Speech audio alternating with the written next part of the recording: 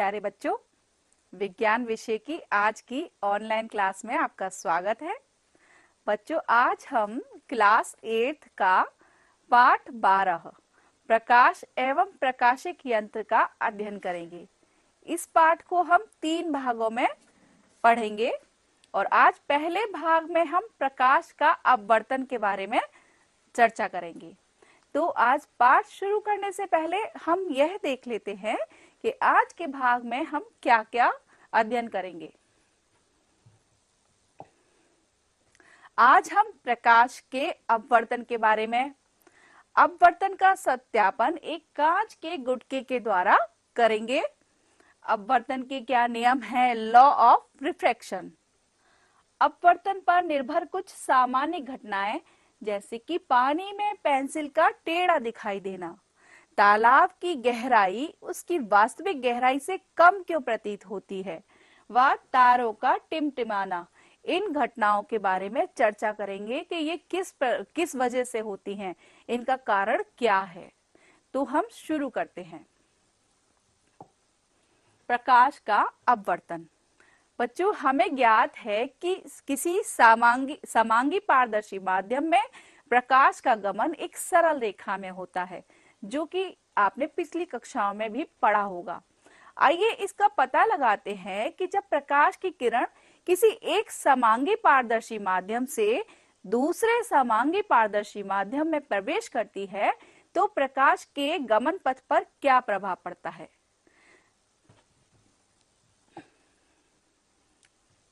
एक सिक्का एक खाली कप में लीजिए। तो ये एक खाली कप है, इसमें हमने एक सिक्का डाला और सिक्के सहित कप को मेज पर रखा और सिक्के को हम देखते हैं। सिक्के को देखते हुए अपने आप को कटोरे से तब तक दूर ले जाएं जब तक सिक्का आपकी आंख से ओझल ना हो जाए, आपको दिखना बंद ना हो जाए। तो देखिए, ये सिक्का इधर रखा है और हमने इसको इस तरह से खिसकाया कि ये हमें आंख से दिखाई नहीं दे रहा है। अपने किसी मित्र से कप में तब तक पानी डालने को कहें जब तक आपको इसी स्थिति में सिक्का दिखाई देने ना लगे। तो जब हम इसमें पानी डालेंगे तो एक स्थिति ऐसी आएगी कि हमें यह सिक्का दिखाई देने लगता है। तो कप में पर्याप्त पानी डालने पर सिक्का क्यों दिखाई देने लगता है? क्या आप इसका कारण जानते हैं? तो चलिए चर्चा करते हैं।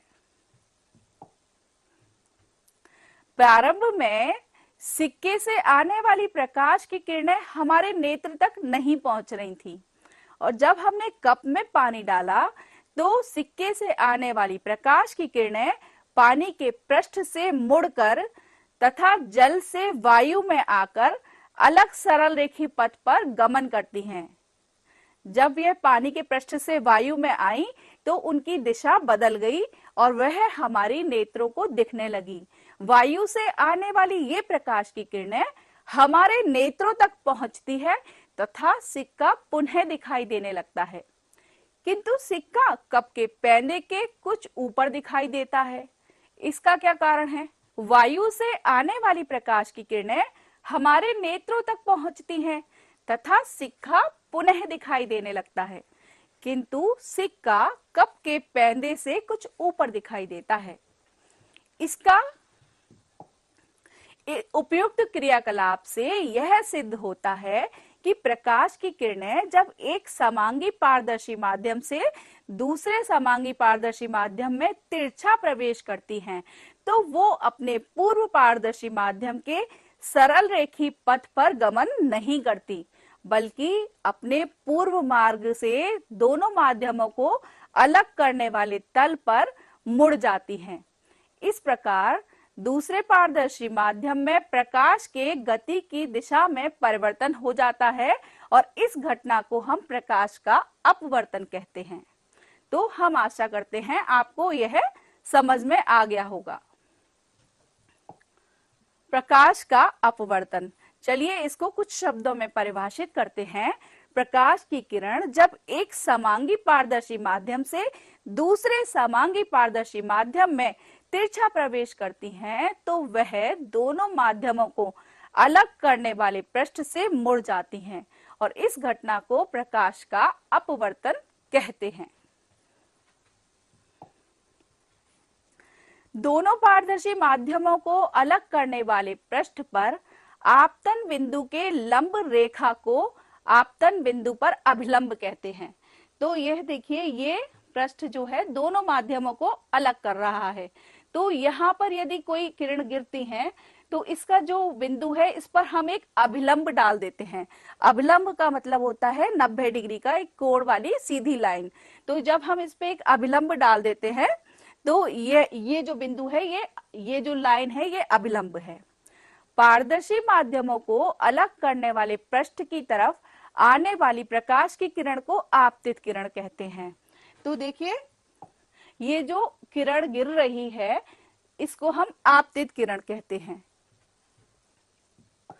और दूसरे माध्यम के इस पृष्ठ से दूर जाने वाली किरण को, प्रकाश की किरण को अपवर्तित किरण कहते हैं।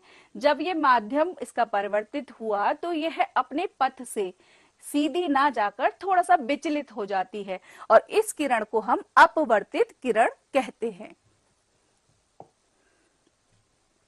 आपतित किरण तथा अभिलंब के बीच बने कोण को आपतन कोण कहते हैं। तो ये आपतित किरण है, ये अभिलंब है, तो इसके बीच में ये जो कोण बनता है इसे हम आपतन कोण कहते हैं तथा अपवर्तित किरण व अभिलंब के बीच में बने हुए कोण को अपवर्तन कोण कहते हैं। प्रयोग द्वारा यह देखा गया है कि जब प्रकाश की किरण प्रकाशतः सघन माध्यम से प्रकाशतः विरल माध्यम में प्रवेश करती है तो वह अभिलंब से दूर हट जाती है। तो सबसे पहले हम यह जानते हैं कि सघन और विरल माध्यम क्या है। बच्चों, आपने पदार्थ की 3 अवस्थाओं के बारे में पढ़ा होगा, ठोस, द्रव और गैस।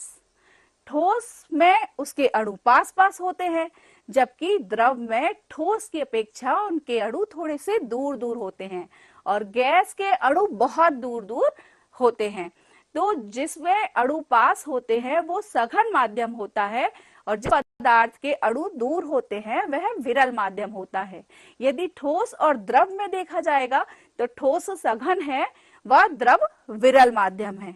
इसी प्रकार से यदि द्रव और गैस में देखा जाएगा तो द्रव सघन माध्यम है और गैस विरल माध्यम है। तो जब प्रकाश की किरण सघन माध्यम से विरल माध्यम में प्रवेश करती है तो वह अपने अभिलंब से थोड़ा सा दूर हट जाती है। इसी प्रकार जब प्रकाश की किरण विरल माध्यम से सघन माध्यम में प्रवेश करती है तो वह अभिलंब की ओर मुड़ जाती है। यह देखिए, ये प्रकाश की किरण सघन माध्यम से विरल माध्यम में आ रही है तो ये अभिलंब से थोड़ा सा दूर हट गई है और यदि ये विरल माध्यम से सघन माध्यम में आ रही है तो ये सीधे मार्ग पर ना जाकर अभिलंब की तरफ मुड़ गई है। अपवर्तन का सत्यापन हम इसको एक प्रयोग के द्वारा समझेंगे, कांच के गुटके के द्वारा। तो इसके लिए आवश्यक सामग्री है कांच का गुटका, ड्राइंग बोर्ड, कागज तथा कुछ ड्राइंग बोर्ड पिन तथा आल पिन। तो इनको हम पहले चित्र में समझ लेते हैं, फिर उसके बाद एक क्रियाकलाप के माध्यम से हम इसको समझेंगे। पिनों की सहायता से कागज को ड्राइंग बोर्ड पर लगा लेंगे और कागज के मध्य में कांच का गुटका रखकर इसकी सीमा के चारों ओर A, B, C, D बनाएंगे। गुटके के AB फलक की ओर 2 पिन P और Q सीधी रेखा पर चित्र के अनुसार लगाएंगे। ये गुटका है, इसके AB फलक पर हमने 2 पिन लगाई A और B और गुटके के दूसरे फलक पर CD की ओर 2 पिन PQ प्रतिबिंबों को देखें। गुटके के ये जो दूसरा फलक है तो यहां से हम, क्योंकि ये कांच का पारदर्शी गुटका है, हम इस पिन के प्रतिबिंबों को यहां से देखेंगे तो ये हमें R और S पर प्राप्त होंगे। आर और एस हमने बिंदु लगा लिए। पी क्यू आर एस पिनों को हटाकर इस स्थान पर पेंसिल से बिंदु बनाएंगे और कांच के गुटके को भी हटा देंगे। अब हमने कांच का गुटका हटा दिया, इन पर बिंदु बना लिए। चित्र के अनुसार पी क्यू ओ को मिलाएंगे और ओ एल खींचेंगे, फिर एल आर एस को मिलाएंगे और ओ बिंदु पर अभिलंब N O N dash, L बिंदु पर अभिलंब एम एल एम डैश खींचेंगे। चित्र में कोण पी ओ एन, कोण एन डैश ओ एल और कोण ओ एल एम और कोण एम एल एस की माप कीजिए। तो अब हम कौन कौन से कोणों को नापेंगे? पी ओ एन यानी कि ये वाला कोण, एन डैश ओ एल ये वाले कोण, एम डैश एल एस ये कोण और एम एल ओ ये वाला कोण, इन चारों कोणों को हम नापेंगे। तो इससे हमें क्या ज्ञात होगा? कोण पी ओ एन, कोण एन डैश ओ एम से बड़ा है, एम डैश ओ एल से बड़ा है। तो इससे सिद्ध होता है कि प्रकाश की किरण जब विरल माध्यम यानी कि वायु से सघन माध्यम यानी कि कांच में प्रवेश करती है तो वह अभिलंब की ओर झुक जाती है।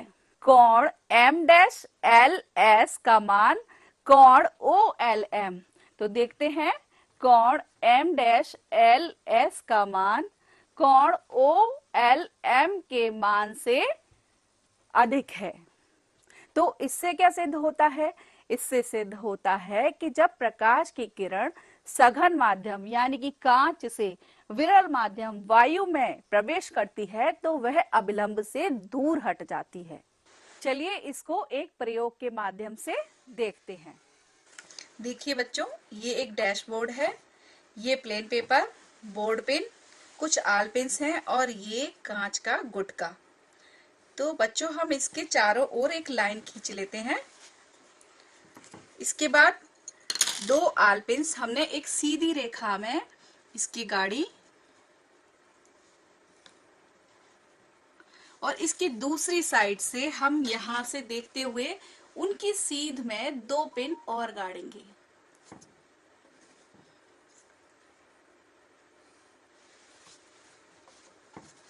अब कांच के गुटके को हटा देंगे और इन पिंस को भी निकाल देंगे। इन पर दो बिंदु बनाएंगे, ये बिंदु P, Q, R और S और इनको मिलाती हुई एक लाइन खींचेंगे।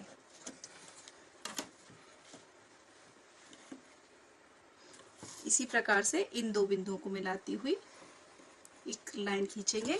इस पर हमने अभिलंब डाला और इस पर भी एक अभिलंब डाला और इन दोनों को मिला देंगे।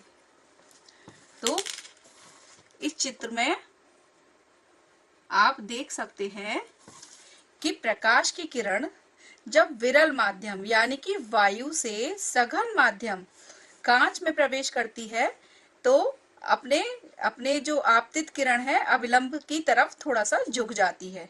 इसी प्रकार जब ये कांच से पुनः वायु में प्रवेश करती है तो ये अभिलंब से थोड़ा सा दूर खिसक जाती है। तो ये बच्चों प्रकाश के अपवर्तन को हमने प्रयोग के माध्यम से देखा। यदि प्रकाश की किरण कांच के गुटके पर अभिलंबवत आपतित होती है तो वह अपने मार्ग से विचलित नहीं होती है, सीधी निकल जाती है। प्रकाश के अपवर्तन के नियम, लॉ ऑफ रिफ्रैक्शन। जब प्रकाश की किरण एक पारदर्शी माध्यम से दूसरे पारदर्शी माध्यम में प्रवेश करती है तो प्रकाश की किरण का अपवर्तन होता है और इसके लिए दो नियमों का पालन होता है। नंबर 1, आपतित किरण, अपवर्तित किरण व अभिलंब एक ही तल में होते हैं। तो आपतित किरण, अपवर्तित किरण तथा अपवर्तन पृष्ठ के आपतन बिंदु पर डाला गया अभिलंब तीनों एक ही तल पर स्थित होते हैं। दूसरा नियम है, किसी पारदर्शी माध्यम युग्म के लिए आपतन कोण की ज्या, तो जो आपतित किरण और अभिलंब के बीच में कोण बना है उसे बोलते हैं आपतन कोण।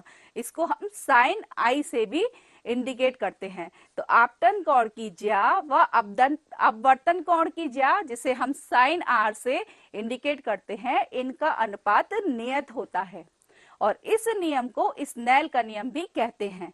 तो स्नेल के नियम के अनुसार साइन आई बटे साइन आर बराबर नियतांक। चलिए कुछ और बिंदु भी जानते हैं। किसी समकोण त्रिभुज में, समकोण का मतलब होता है जिसका एक कोण 90 डिग्री का होता है, तो ये एक समकोण त्रिभुज है। तो जो कोण 90 डिग्री का होता है तो उसकी जो लंबाई में भुजा होती है उसे लंब बोलते हैं, जो नीचे होती है इसे आधार बोलते हैं और इन दोनों को मिलाने वाली तिरछी रेखा को हम कर्ण बोलते हैं। तो समकोण त्रिभुज में किसी कोण के सामने की लंब भुजा तथा कर्ण का अनुपात उस कोण की ज्या साइन थीटा कहलाता है। तो इसका साइन थीटा बराबर लंब बटे कर्ण। माध्यम का अपवर्तनांक, इस नियतांक को पहले माध्यम के सापेक्ष दूसरे माध्यम का अपवर्तनांक कहते हैं। इसे हम 1n2 अथवा 2n1 से प्रदर्शित करते हैं। अक्षर n से पूर्व लग्न में जो पहले माध्यम का प्रतीक के रूप में नाम तथा अनुलग्न में दूसरे माध्यम के प्रतीक के रूप में नाम लिखे जाते हैं। अर्थात ये जो पहला माध्यम है और ये दूसरा, यदि दूसरा ये पहला है और ये दूसरा, तो इनके प्रतीक चिन्ह हम लगाते हैं। चलिए देखते हैं एक उदाहरण। यदि प्रकाश की किरण वायु से शीशे में प्रवेश कर रही है तो वायु के सापेक्ष शीशे के अपवर्तनांक को ANG, क्योंकि वायु के लिए हम A लगाएंगे और शीशे के लिए G से प्रदर्शित करेंगे। यदि इसका उल्टा है, प्रकाश की किरण शीशे से वायु में प्रवेश कर रही है, तो इसे हम GNA से प्रदर्शित करेंगे।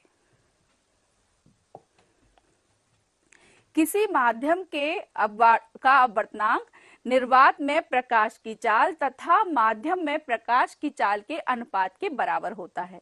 तो चलिए देखते हैं, इसका सूत्र होगा किसी माध्यम का अपवर्तनांक, जिसे हम n से इंडिकेट करते हैं, माध्यम में प्रकाश की चाल व माध्यम में निर्वात में प्रकाश की चाल व माध्यम में प्रकाश की चाल के अनुपात के बराबर है।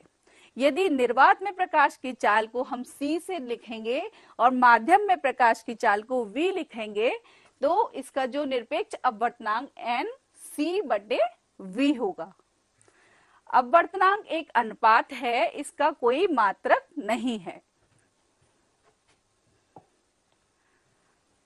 अपवर्तन पर निर्भर कुछ सामान्य घटनाएं। पानी में पेंसिल का टेढ़ा दिखाई देना। तो बच्चों, इससे पहले आपने कभी भी तालाब में या नदी में गए होंगे तो आपको मछलियां कुछ उठी हुई दिखाई देती हैं, तो यह भी अपवर्तन के ही कारण होता है। इसी प्रकार से यदि पानी में हम पेंसिल डालते हैं तो वो थोड़ी सी टेढ़ी दिखाई देती है। तो चलिए इसका भी कारण जानते हैं। तो आपने देखा होगा कि जल में रखी पेंसिल का जल के अंदर का भाग टेढ़ा दिखाई देता है। ऐसा क्यों होता है? तो प्रकाश की किरण जब सघन माध्यम यानी कि जल और वायु में कौन सा सघन होगा? जल। तो सघन माध्यम से विरल माध्यम में प्रवेश करती है तो वह अभिलंब से थोड़ा सा दूर मुड़ जाती है। अतः पेंसिल के डूबे हुए भाग से जबकि प्रकाश की किरणें वायु में प्रवेश करती हैं तो अभिलंब से दूर हट जाती हैं। फलस्वरूप चित्र में एक पेंसिल है ABC, इसकी नोक C का आभासी प्रतिबिंब हमें C डैश पर दिखता है और तथा जल में पेंसिल का डूबा हुआ भाग BC का प्रतिबिंब, इसका जो भाग पानी का इसमें डूबा हुआ है BC, जो कि BC डैश पर हमें दिखाई देता है, जिसके कारण पेंसिल बिंदु B पर मुड़ी हुई दिखाई देती है। देखिए, वैसे पेंसिल सीधी ऐसे दिखनी चाहिए, लेकिन ये इस तरह से थोड़ी सी मुड़ी हुई दिखाई देती है। चलिए इसको हम एक प्रयोग के माध्यम से देखते हैं। तो बच्चों देखिए, ये पेंसिल है। यदि हम इसको पानी में डालते हैं तो ये थोड़ा सा उठी हुई दिखती है। तो इसका कारण अभी हमने आपको बताया कि इससे पानी से जब वायु में इसकी किरण आ रही है तो ये थोड़ा सा अविलंब से दूर खिसक जाती हैं, जिस वजह से पेंसिल अपनी सीधी ना दिखकर थोड़ी सी ऊपर की तरफ दिखाई देती है। तालाब की गहराई उसकी वास्तविक गहराई से कम प्रतीत होती है। चलिए इसका कारण पता लगाते हैं। तालाब की पैंदी पर एक बिंदु O स्थित है। यह देखिए, ये एक तालाब है। इसकी पैंदी पर इसकी पैंदी का बिंदु O है, और बिंदु O से आने वाली प्रकाश की किरणें OA तथा OB जल से होकर वायु में प्रवेश करती हैं, तो वे अभिलंब से थोड़ा सा हट जाती हैं। क्योंकि वह जल से वायु में आ रही हैं, तो सघन से यदि वो विरल माध्यम में जाती हैं तो अभिलंब से थोड़ा सा दूर हट जाती हैं, तथा अपवर्तित होकर मार्ग AX और BX पर जाती हैं। तो ये अपवर्तित होकर AX और BX मार्ग पर जाती हैं और इनका अनुकरण करते हुए हमारे नेत्रों में प्रवेश करती हैं, और इनसे ये हमें I बिंदु से आती हुई प्रतीत होती हैं। बिंदु I जल के बिंदु O का आभासी प्रतिबिंब है, और बिंदु I जल की सतह से O की अपेक्षा पास है। ये देखिए, ये जल की सतह है, तो I सतह से पास है और O जल की सतह से दूर है, तो इसलिए तालाब अपनी गहराई से कम गहरा दिखाई देता है। तारों का टिमटिमाना। रात में आपने तारों को टिमटिमाते हुए तो देखा ही होगा। तो तारों की चमक रात्रि में घटती बढ़ती रहती है, जिसे हम तारों का टिमटिमाना कहते हैं। इसका कारण वायुमंडल में उपस्थित वायु के अपवर्तनांक में आकस्मिक परिवर्तन है। वायु कभी भी शांत नहीं रहती है, इसमें सदैव ठंडी और गर्म धाराएं चलती रहती हैं। इसके फलस्वरूप वायु के किसी स्थान पर वायु का अपवर्तनांक बदलता रहता है।